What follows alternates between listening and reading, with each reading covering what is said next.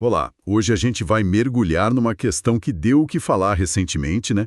Envolve uma decisão do ministro Flávio Dino, do STF, e uma reação bem direta do deputado Eduardo Bolsonaro. Exato. A gente está falando daquela decisão de 18 de agosto sobre ordens judiciais estrangeiras e como isso rapidamente se conectou com a Lei Magnitsky e, possíveis sanções contra o ministro Alexandre de Moraes. Pois é. Então a ideia aqui é tentar entender melhor o que está em jogo, né?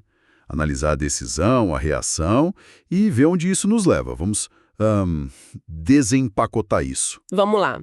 Começando pela decisão do Dino. O ponto central dela, assim, tecnicamente falando, é que ordens judiciais de outros países, elas não valem automaticamente aqui no Brasil. Certo, não é automático. Isso. Elas precisam passar por um processo específico, que se chama homologação, para ter efeito em território nacional. Homologação. E o que seria isso, de forma mais simples? Que é que ela realmente tem força no Brasil.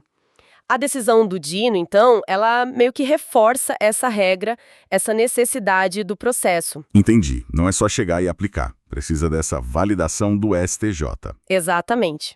E o curioso que a gente viu nas fontes é que a decisão em si, o texto dela, não cita a Lei Magnitsky, né? Não cita. E é aí que a coisa fica interessante, né? Porque a conexão foi feita quase que imediatamente. Começou a circular a interpretação de que essa decisão, ao exigir a homologação, poderia acabar servindo como uma espécie de escudo. Um escudo? Como assim? Um escudo contra sanções internacionais.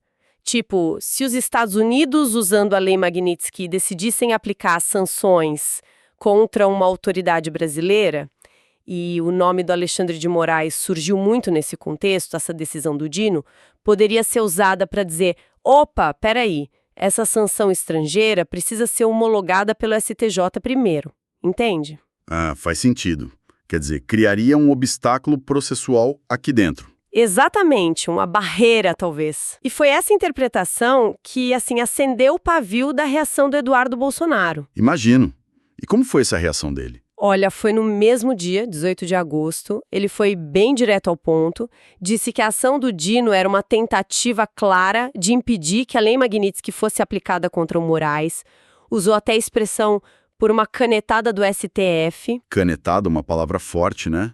Sugere algo meio arbitrário, decidido de cima para baixo. Sim, essa é a conotação. E ele não parou por aí. Ele colocou isso num quadro maior, dizendo que era a materialização da crise institucional que o Brasil vive. Nossa, então ele ligou diretamente a decisão a uma crise institucional maior. Ligou. E para ilustrar o ponto dele, ele usou uma analogia bastante vívida.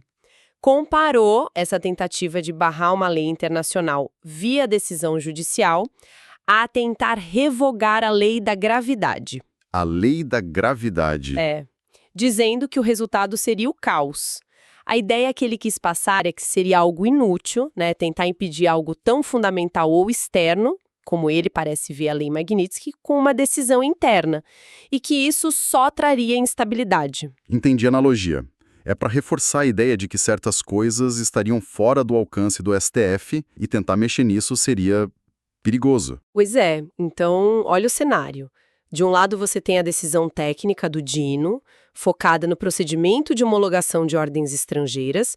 Do outro, essa leitura política super forte, que vê a decisão como uma manobra para proteger uma autoridade e como sintoma de uma crise. Fica um contraste bem claro, né? O texto formal da decisão versus a interpretação política e suas consequências. Exato. Então, resumindo o que a gente viu, temos uma decisão do STF sobre um procedimento técnico. Quase imediatamente, ela é interpretada politicamente com um possível bloqueio às sanções internacionais ligadas à Lei Magnitsky, especificamente para proteger o ministro Moraes. Isso. E essa interpretação gera uma reação muito forte de um ator político importante que acusa o judiciário de agir politicamente e de aprofundar uma crise institucional já existente. É isso, né? É exatamente esse o fluxo dos eventos e das interpretações. Uma colisão entre o jurídico formal e o político interpretativo. Isso tudo, bom, nos deixa pensando, né? Com certeza. Levanta uma questão bem de fundo, eu acho. O que esse episódio específico, essa tensão entre uma decisão doméstica e potenciais sanções internacionais, o que isso nos diz sobre a dinâmica aqui no Brasil? Dinâmica entre o que exatamente? Entre a nossa soberania jurídica, né, o direito de decidir nossas regras, e as pressões, as normas que vêm de fora, do direito internacional. E claro, como tudo isso se mistura com os nossos próprios conflitos políticos internos que são bem acirrados. É verdade. E como decisões desse tipo e as narrativas que se criam em volta delas podem acabar influenciando, talvez, as relações do Brasil com outros países, com outros sistemas jurídicos lá na frente. Fica aí a reflexão. Fica a reflexão. É um ponto complexo, com certeza.